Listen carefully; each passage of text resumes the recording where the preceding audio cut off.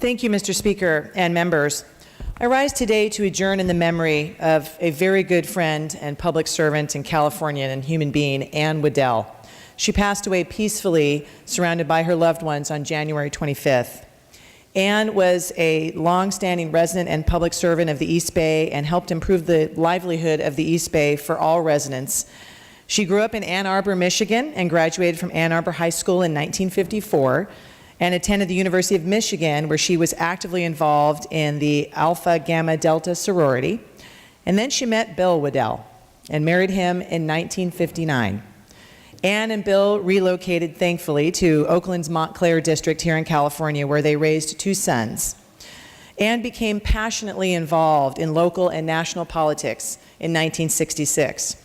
She was involved with the local Republican Party in Alameda County for decades, and since 1963 and until her passing in January, she was a member of the Piedmont Area Republican Women Federated.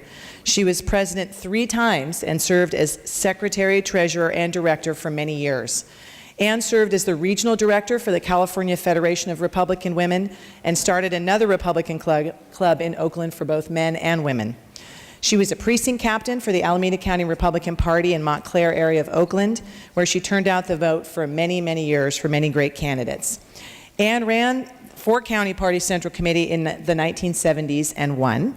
She continued to be an elected member of the Central Committee until her illness progressed in late 2016.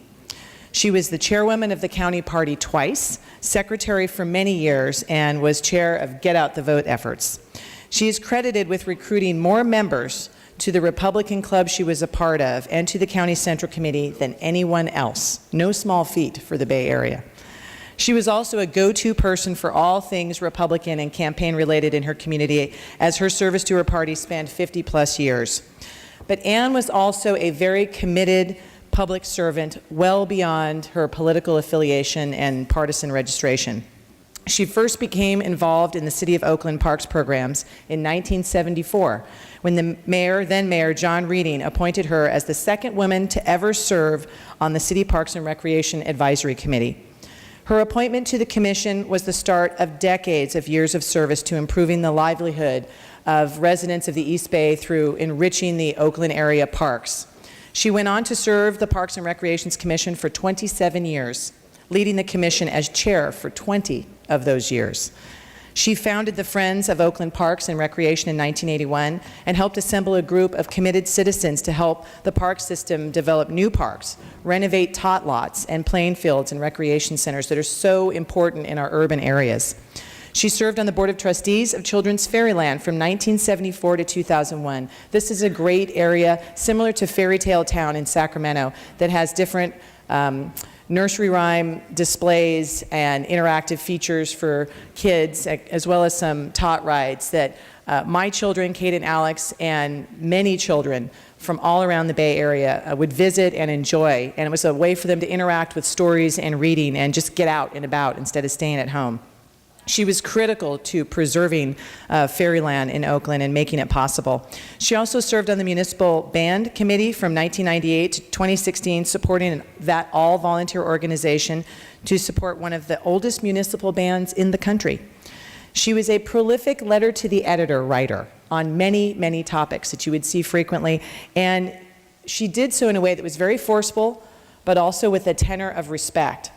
Something that is important to demonstrate always, but particularly when you're voicing your concerns about a topic to the public.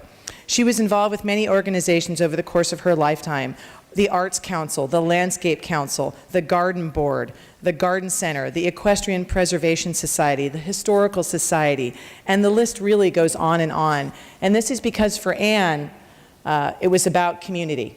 These involvements were her way of being a part of the community, enriching the community, and bringing people together. And I had the pleasure of getting to visit with her son yesterday for a few brief moments, just to talk about Anne, and he himself remarked on how it was such a priority for her not to be involved in just partisan politics, but to be involved in community, and that was just one of many ways to do that. Anne is survived by her husband, William, and her brothers, Thomas Morrow and John Morrow. She's also survived by her 2 sons and their families, Tom and Janine, and their children, Bryce and Aaron, John and Kristen, and their children, Claire and Liam. And I had the pleasure of getting to know Anne starting in very early 2011, when for the first time I got involved in Central Committee participation. I was appointed as an alternate, and Anne was very active in the committee, as I've mentioned. She took diligent notes of the minutes and made sure that the record was clear and the procedures were clear and that we were operating in good order. She stood out for those who couldn't quite hear all the way in the back of the room to make sure that everyone could participate in the process. And she was just inspiring to people who were interested in being involved publicly and running for office. Anne will be dearly, dearly missed, and I thank you, colleagues, for your indulgence and for adjourning in her memory today.